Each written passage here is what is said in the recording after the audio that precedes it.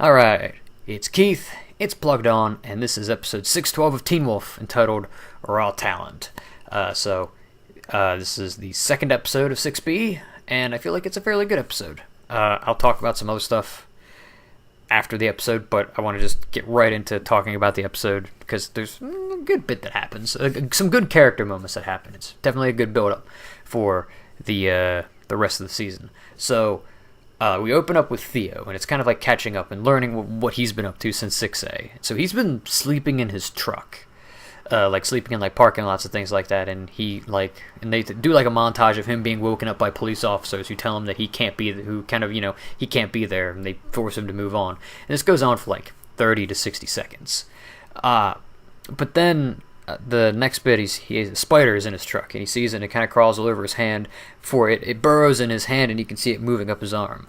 So he goes to the animal clinic, grabs a scalpel, manages to stab it, and then when he pulls it out, and there's spiders on the end of the scalpel, it kind of just puffs off into a puff of smoke, and he's rightfully startled by this. So he's back in his truck, and he's debating calling Scott. He hovers over his name, and I couldn't tell. He might have closed out of it and decided against it, or he might have still been deciding. But then he gets another knock on his window, which he thinks is the police officer, except it's somebody holding a shotgun, and then he notices, oh, there's like 4 or 5 someones standing around his truck holding a shotgun.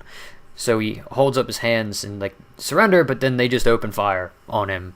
And that's honestly all we see of Theo the whole episode. I thought that was a very interesting way. I think it's good to just establish him that he's still around early. They didn't need to do this in the first episode, but I feel like it was good to just say, hey, he didn't just disappear.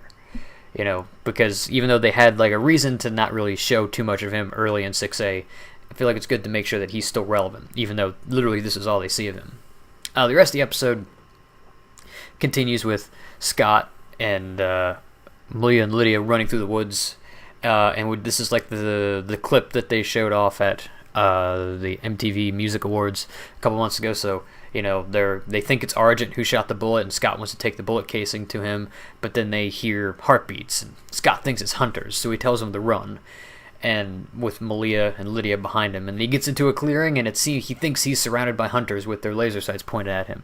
So he wolfs out, and he runs to one of the hunters and pins him to the ground, but it turns out it's not a hunter, it's the sheriff, and it's not hunters. He's surrounded by deputies, and so then he kind of calms down, and they manage to convince him that whatever, there's nothing going on here, and it's basically him freaking out because he's afraid. And then they get together and they talk about, I thought you couldn't kill a hellhound and whatnot, but they don't mention that they think it was Argent. And then in a car ride back to Scott's house, they say, hey, we're not going to tell anybody that it's Argent until we talk to him. It says, okay, we need to talk to him soon.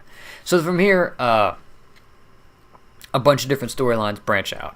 So we'll start with Liam's storyline. So Liam has asked Brett to help him practice for lacrosse so that he can make first line, because nobody else on the team is very good.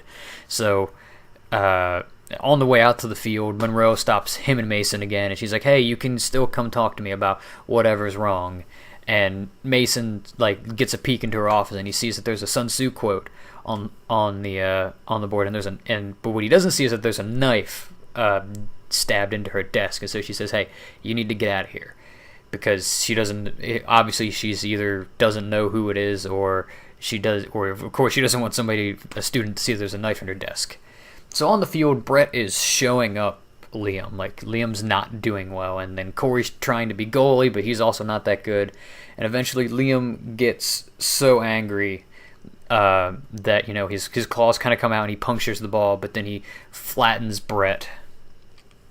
He manages to score a goal, which goes through the back of the net and into the parking lot, and Brett starts taunting him, saying oh, there's the IED, and asking questions. He says, hey, if you're trying to fill Scott's shoes, and you're not in control, I'm trying to help you. You need to get in control. And then, so I guess Liam kind of starts to calm down. But then once we go cut to the parking lot, we see Monroe pick up the ball. So, and then she sees Brett, so she assumes that it's Brett who, because she sees him being really good. So now that'll come later in the episode. So Liam's still goes to the locker room, and he's still kind of angry, and so he ends up trying to use the mantra to calm himself, but he beats the hell out of his locker, and then he pulls out Monroe's like slip to get into some guidance office time, and it looks like he's considering her. Which then again, at this point, nobody knows that she's a hunter, so why would he have reason to not suspect? But eventually Mason and Corey show up, and they're kind of talking to him, but then they notice a blood trail, and they follow it, and they find a skinless body in the shower, because earlier, like when everybody was going out to the lacrosse field, one of the players had like some spiders crawled in his helmet, and he puts the helmet on, and then the spiders kind of crawled inside him. So it's that whole the skinless or whatever you want to call them from the first trailer. And so then they start looking around the school, and they eventually find the kid, as if nothing is wrong. But I assume that he's not real, or he's the new creature in some way. Maybe. So, and that was kind of like how that storyline in particular ends. The next storyline that I'll cover is, we'll talk about Lydia and Parrish. So Parrish shows Lydia the key cards for the lockup, and he says, "Is this the sound you heard in your vision?" And she says, "Yeah." He says, "Well, that could be any public building," but she eventually kind of figures out that it's Eichen House. And Parrish, is like, "You're not going there. You've almost died every time you go there. I'll go there by myself." So he does, and he starts talking to Dr. Fenris, and Dr. Fenris tells him about Halwyn, about how Halwyn had built had a hand in building Eichen House, apparently, so that he could have a room in case it got out, but he never told Fenris what it was. Parrish hears somebody calling out for help from in the clothes unit, and even though Fenris doesn't want to go in, eventually Parrish convinces him, but shuts the door behind him. When Parrish goes in further, he gets into the shower room, and there's a lot of dead supernatural creatures in there, except for one who's like, he's still here. And he goes, "What's still here?" And then Fenris shows up, and Parrish asks him to help. He goes, "Why would I help when I'm the one who put them here?" And then he shocks Parrish and throws him in Halwyn's cell and turns the cold up to kind of keep him in there.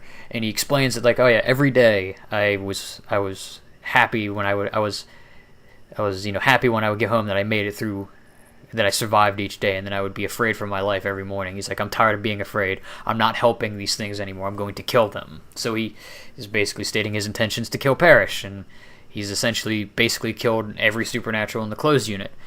Waiting in the sheriff's station, Lydia hears one of the radios that goes off, and then she hears Fenris talking about killing supernaturals. So she goes to Eichen House despite her own fears. When she makes it down to the closed unit, the door shuts behind her, and then she starts being overwhelmed with like flashbacks from her time in Eichen House.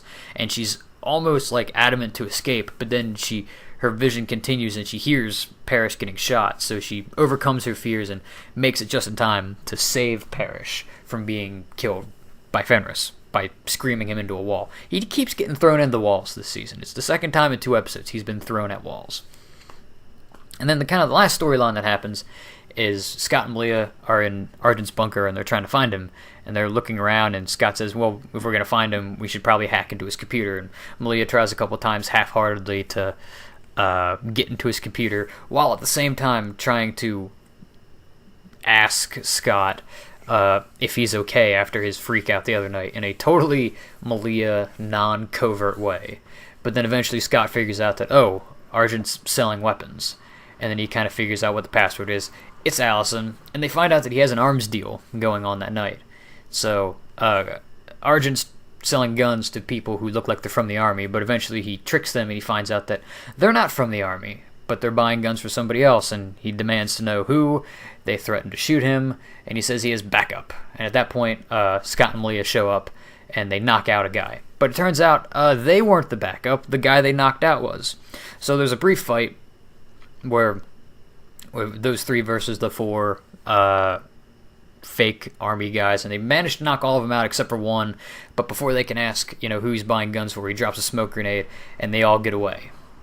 So now that they have the time, they ask Argent about the bullet casing, and he says, I'm not a hunter anymore. I haven't made a bullet in forever. I've just been, there's been a spike in business, and he wants to find out why.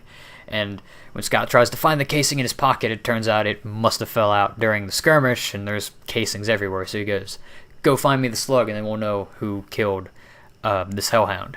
So Scott and Malia go back to where they found Halwyn's body, and she finally asks him, what was wrong, and he says, "Sorry, I guess I freaked out, and she says, you know, I wasn't freaked out. I was just worried about you. And so we get the first real like Scalia moment, which it did seem natural because they're just kind of talking, and then she says, you know, hey, I was hunted by my dad, and he says I was hunted by my ex-girlfriend's dad, and he asks, you know, do you ever get over it? But she never really gets to answer before Argent shows up, and he's trying to figure out the trajectory of the bullet, figure out where it went. And there's still like some glances and whatnot, especially from Scott towards Malia. So it's like, okay, so this is where this is starting from. And he finds the bullet lodged in a tree, and it's a silver bullet. So they determine that it's not actually a hunter who killed him. It's a new hunter, somebody who doesn't know what they're doing, because experienced hunters would know that silver is not a very good bullet. So, at the school at night, Monroe confronts Brett and throws him the lacrosse ball that she had, but she covers it in wolfsbane, and then she says, you know, you shouldn't be allowed to scare people, and then she like cuts him and hits him across the face, but he heals, and she's marveled by that. But Brett eventually gets away, so she tracks him into the woods, and Brett is like attacking her, and it seems like he has the upper hand, but then he's shot by an arrow. So when he gets shot by an arrow, he takes off, and Monroe asks, you know, who are you? And then the voice says, somebody who's been doing this a long time, but I recognize raw talent when I see it, and it's Gerard shows up. And that's kind of the cold end of the episode. So I thought this episode was really good. I feel like, because the first episode was a great coming back to Teen Wolf, whereas this one was great for the fact that it actually kind of pushes a lot of the plot lines that we've been experiencing. Like, I mean, we got to see Theo, even though we didn't get to see Melissa, but we got to see like the sheriff, even if it was for a little bit. We got to see Argent again, so we kind of got to see everybody. And this episode was cool. Was cool. We got to see Parrish and Lydia interact, which, besides like one line, didn't happen at all 6A, despite, you know, their connection being a big part of season 5. So it looks like they kind of were making strides to fix that. Again, there's the Scott and Malia moment, and everything looked cool. You know, and then at the end of the episode, there's the line from the trailer, you know, what's everybody afraid of? You know, they're afraid of us. And that, like, people who are afraid will do, you know, some crazy things. And so then in the teaser for the next episode, it shows that that scene with Nolan where he stabs Corey in the hand. So it looks like that's going to happen, and people are going to find... It looks like people are already kind of aware of the supernatural, but now they're going to find out directly that the supernatural exists, and it's going to get interesting. I'm actually super excited for the next episode. So yeah, the only other couple things I wanted to talk about outside of the episode was, again, you know, the whole Scott and Malia thing, which I think is, it seems much more likely now. I mean, like, I can see that, like, oh, okay, it is a very subtle and natural build-up. I wonder at what point in the season will they actually do anything. I hope it's not, you know, I hope it's more of, like, subtle things leading up to maybe the last half of the season. No earlier than, like, episode 6. 5 or 6, I'd say, should anything really happen. But, I forgot this piece of news from Comic-Con. I wanted to talk about it, and I forgot to mention it, so I figured I'd, for the heck of it, I'll just throw it in here.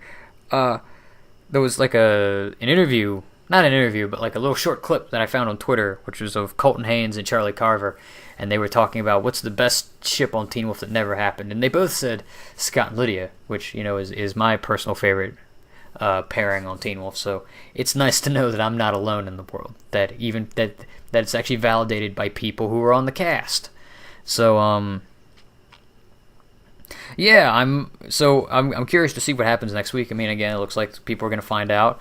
I think Brett's going to die, which is like a great, like, hey, here's a character whom has some significance. Like, he's not like a nameless character. He's been a character who's around for a while, and it's like, yeah, we can kill him off, and it would have some effect. But yeah, it looks like things are... I like the pace of this season a lot better than I did 6A, because 6A kind of had to jump into it fairly quickly. At least 6A would have probably benefited from having like an additional 2 episodes, I feel. The more I think about it, like, 6A was great, but it's like the first episode kind of jumps in it super quick, whereas like we're getting a slow build. We're kind of slowly figuring out that, hey, everybody's getting afraid. Maybe this isn't just a weird coincidence. Everybody's afraid for a reason, and now we're starting to see the rise of the new hunters. Everything's kind of coming together really nicely, and I'm just super excited, like, for every episode to come out. So yeah. So again, I'll mention this. I probably won't mention this for the rest of the weeks, but from now on until from here through episode 9, we'll be on this channel, and then I'll post the series finale on the Plugged On channel, which again, I'll put the link to the Plugged On channel in the description, because if you like this video, you should subscribe to that channel. There's a lot of videos like this on there. Not really with TV. There's some good movies, games, and music stuff, and a couple discussions and lists and things like that. So thanks for watching, and I'll talk to you guys later.